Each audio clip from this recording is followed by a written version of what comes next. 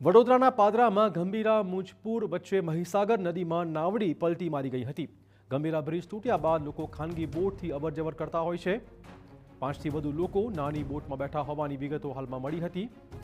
તમામ લોકોનો બચાવ થયાની પણ વિગતો છે।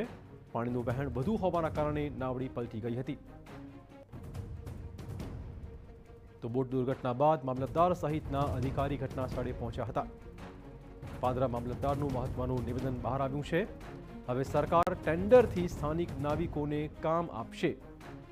સરકારી બોટનું આયોજન કરીને લોકોને અપાશે વ્યવસ્થા।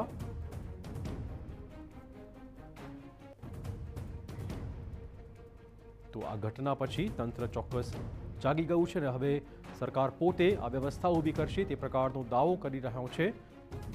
દુર્ઘટના બાદ મામલતદાર સહિતના અધિકારી ઘટના સ્થળે પહોંચ્યા હતા।